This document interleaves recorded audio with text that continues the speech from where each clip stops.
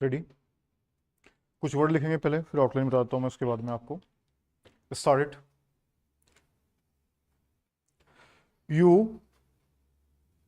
You could not. You could not have been. You may not. You may not have been. You might not. You might not have been. You can. You can understand. You cannot understand. You will be. You will be glad to know. You will not be. You will not. You will not be able to. You will not be able to know. All these circumstances. In these circumstances.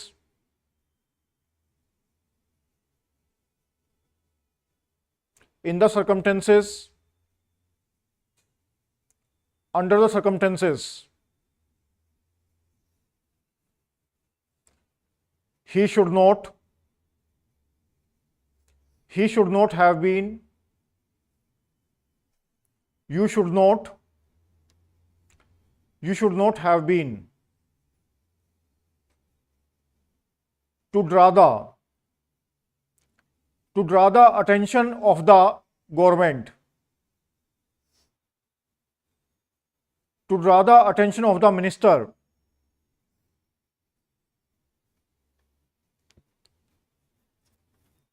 बन पा रहे हैं सारे?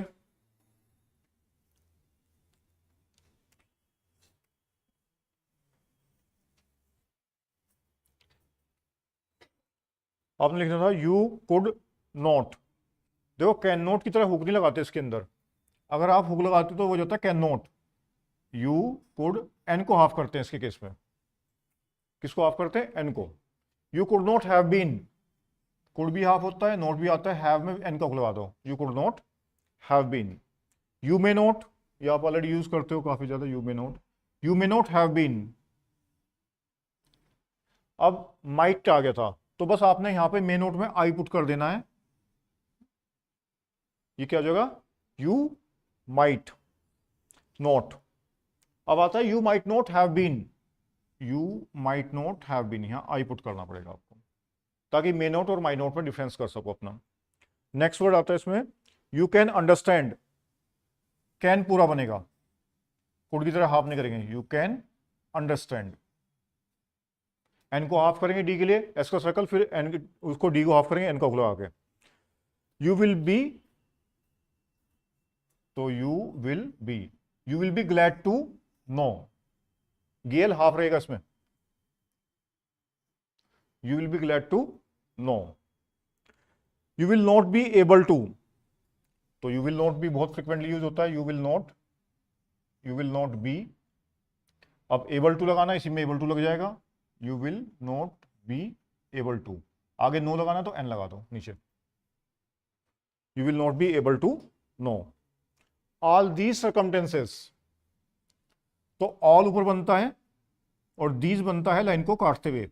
तो इस तरह से बनाएंगे कि ताकि लाइन को काट सके। दीज सर्कमटेंसेस में सर्कल को बड़ा कर देते हैं। सर्कमटेंस और सर्कमटेंसेस में डिफरेंस हो जाएगा। All these circumstances. In these circumstances,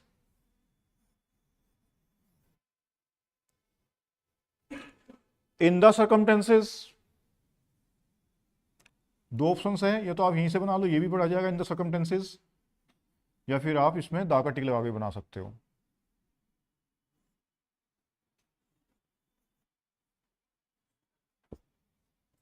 ये काफी ज्यादा यूज किया जाता है बुक में, पिटमेन में, इसमें क्लास में। अंडर द सर्कमटेंसेस, अंडर क्या हो जाएगा? ऑन द लाइन, हाफ, और फिर circumstances, half and half. He should not have been, तो ही कैसे बनता है लाइन को काटते हुए? तो ही शुड नॉट, एन को हाफ करेंगे शुड नॉट के साथ में। Have been, he should not have been. You should not, You should not. You should not have been. To draw the attention. To draw the. To draw the attention. To draw the. T parallel लगा देंगे थोड़ा नीचे करके. ये draw the attention. To draw the attention of the government. या फिर of का hook भी लगा सकते हो यहां पे. To draw the attention of the government. सीधा काट दो अटेंशन को डी से, ऑफ द गवर्नमेंट ही पड़ा जाएगा, कोई दिक्कत नहीं आती. To draw the attention of the minister, तो यहीं पे मिनिस्टर अटैच कर दो. To draw the attention of the minister. लिखो, फिर से लिखो. You could not have been, you may not have been, you might not have been, you can understand, you cannot understand, you will be glad to know, you will not be able to know. All these circumstances, in these circumstances, in the circumstances, under the circumstances, he should not have been, you should not have been. To draw the attention of the government, to draw the attention of the minister. 100 पे लिखेंगे dictation आप.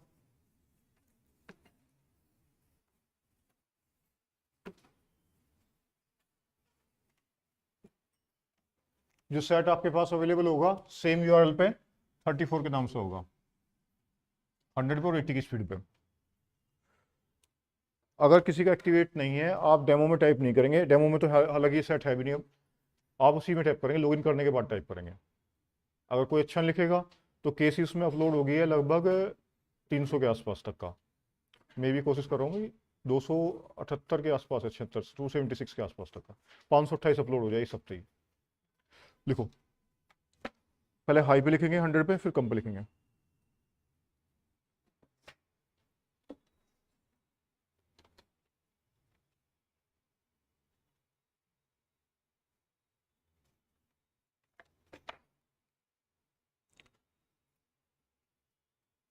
Start it. The honorable member who has just spoken has dealt with certain wider questions which appear to me to go beyond the scope of the present bill, which is a short bill before the House. The House will remember that when this commission was appointed, they were entrusted with two tasks. One was to examine the whole income tax procedure and suggest ways and means to avoid or prevent evasion in future. Secondly, they were to examine specific cases which were referred to them. What the honorable member has been saying really refers to the first part, that is the wider question. As has been stated, I believe, in the statement of objects and reasons we have received from the Income Tax Investigation Commission recommendations on this wider issue, and they will no doubt come up before the House in the form of a measure, and the House will then have full opportunities of considering them, adding to them or altering them, so that we might evolve a proper procedure. The sole question before the House now is what to do with the inquiry part of the Commission's work with regard to certain cases that were referred to them. Now, I would beg the House to remember that this is not a roving inquiry. This inquiry has been confined to a certain number of specific cases, refer to them up to a certain date. No further cases can come up before them. Apart from that, a fair number of all the cases that have been referred to them has been disposed of, and a large number still remains, and this bill is limited to those particular cases and none other. It does not affect the larger issue, and obviously the larger issue cannot be considered in the form of amendments to this particular bill, which is meant to give an opportunity to the Commission of Inquiry to complete its task in those specific cases which have been entrusted to it. This matter would normally, of course, have been dealt with by my honorable colleague, the Finance Minister. Unfortunately, he is not here, but I should like to inform the House that next only to the Finance Minister, I have taken a great deal of interest in the work of this Commission, more perhaps than any other of my colleagues. Of course, the Finance Minister will be better able to deal with it. I have also been fairly closely connected with the matter in the sense that I have attached great importance to this work, and I have occasionally had talks with the members of the Commission to find out how they were getting on. May I say that the criticism that has been made, I think yesterday by an honorable member, about the rather sorry result of their labors appears to me totally unjustified. I feel their labors have resulted in very substantial and very good results. They have labored under great difficulties, and in spite of that, they have proceeded calmly and steadily with their work in the highest judicial traditions.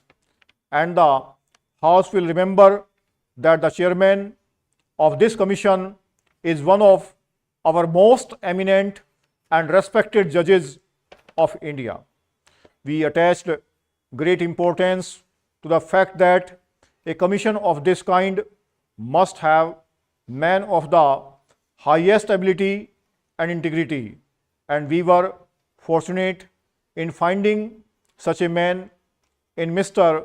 Vradachari. Anything entrusted to a judge of that high standing with his lifelong experience of the batch is bound to be carried out in a judicial manner. The House can be sure of that. In fact, possibly if delays have occurred as they have, partly they are due to the fact that the Commission and the chairman are anxious to preserve every type of judicial procedure and not to do anything which might even give any suspicion of hurrying through and not giving that opportunity which should be given. If the House could see the decisions that they have given, they have tremendously long 70, 80 or 100 pages. They have carefully gone through every opportunity and have come to certain decisions. Most of these decisions also I would like the House to remember or ultimately by consent. Now, the difficulty in dealing with such matters through, let us say, the income tax department, which is the normal way of dealing with them, has been that they cannot deal with them both judicially and at the same time informally. They have to be formal. Their rules govern them, and the people concerned do not like that particular process. They do not welcome it. They do not go there easily unless they are compelled by law to go there. They do come, at least relatively, with this reluctance to this inquiry commission, because the inquiry commission can deal with them informally, can come to deal with them informally, can come to terms with them, almost any terms that they consider just and proper, which the income tax department cannot easily do always in this manner. At the outset, I should like to state that we are not able to understand some of the secrets of the railway board and the policy which they are following. When I say secret, I mean that they have got certain policies and methods which are not easily understandable by people like us. There is no proper organization through which the ordinary railway laborers and their associations could represent their grievances. The Honorable Minister was pleased to say the other day that there is the Railwaymen's Federation, but I must tell him that the particular practical difficulty of all the unions in the railways is that they are not able to push their case through the Railwaymen's Federation. Another thing I would like to point out is that when representation are made to the Honorable Railway Minister or the Railway Board, in many cases we get a suitable reply, and as far as I have seen, we do get a suitable reply, but that is all. I would request the Honorable Minister to see that their cases are properly considered and something is done for them. The other day, I represented to the Honorable Minister and also the Railway Board the case of the sanitary inspectors. 1000 plus word है और 100 की speed है, fluctuation लगभग ना के बराबर है, 80 पे लिखेंगे। ये आपको SSC C and D grade test 34 YouTube 100 की स्पीड में मिल जाएगा, उसमें सेम URL पे।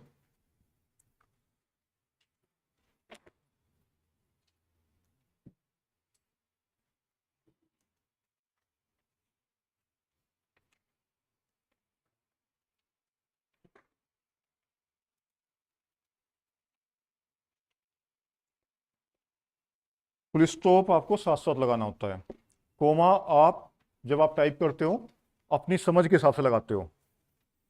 देखो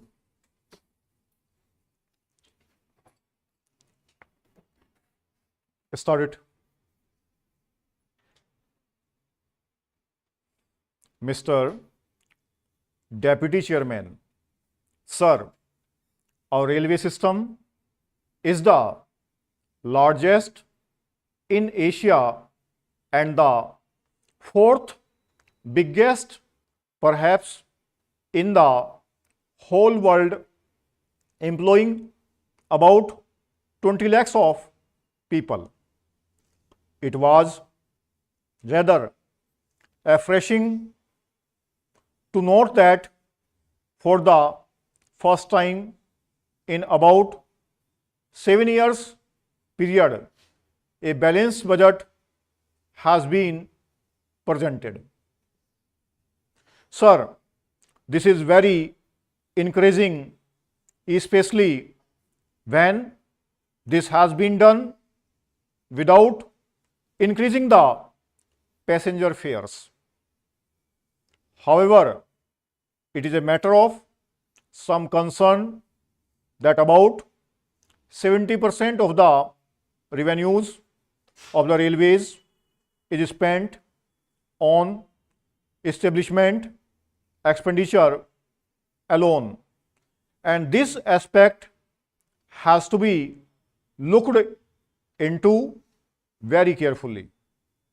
Sir, it has been stated by the Railway Minister that the Railway Administration is now seeing the end of the tunnel. I hope that they are seeing the end of the tunnel is not any illusion. They have also said that they are working on all the cylinders, but apparently, talking in technical terms, it appears that the cylinders still lack the compression. Otherwise, the performance should have been much better. Sir, there is another important thing to which I would like to invite the attention of the Honorable Railway Minister, and that is the Railway Board. It is a very familiar and popular topic of criticism in both the House of Parliament. Well, sir, it is high time that the Minister and the government had a second look at it and took a view on whether the Railway Board has served its utility or still it is required to serve the railways and the country. Sir, this utility has to be established, and only then the Railway Board is to be allowed to continue. Otherwise, we will have to agree that it is only a white elephant. Sir, let us hope that these encouraging financial results will continue to be encouraging till the end of the year. Although the railway financial authorities have not taken into consideration that impact of the additional dearness allowance which may have to be paid to the railway employees during the year, and if this is done, I am sure that the surplus that this budget has attempted to bring about will be upset and the whole working will be imbalanced and we will end up with a deficit budget at the end of the year. However, I am not very much despondent about this matter because the railways have been rather conservative in making their estimates of earning from freight and passenger traffic, and if our hopes of getting additional revenue materialize, I hope it would be possible to provide adequate caution for the payment of the increased dearness allowance which may be given to the railway employees in due course. Sir, for improving the image and the working results of the railways, they will have to work very hard. It is too early to expect that the budget will not have any inflationary impact at all. The gap between the revenue and the expenditure for the year 2004-5 is of the order of rupees 144 crores, and this is a very big gap, and I hope that this sort of performance will not be repeated during this year. As things stand today, and if past performance is any indication, the prospect of any striking improvement in the efficiency and productivity of the railways is still very doubtful. Let us hope that this doubt will not materialize. For instance, in the year 1995-96, the railways carried 200 million tons of goods traffic, but in the year 2005-06, it is estimated that only about 190 million tons of freight traffic will be carried. As against the decline in the amount of traffic carried, the employees increased from about 40 lakhs to 20 lakhs during this period, with the wage bill rising from rupees 350 crores to rupees 600 crores. Besides, enormous investments in modernizing the equipment, acquiring new assets, etc. Then, sir, the other phenomenon which I fail to understand is the employment opportunities for the minorities in the railways. The minorities used to form a very appreciable percentage of the total employment in the railways. But today, sir, I think the railway authorities will have to try rather hard to work out a percentage for them.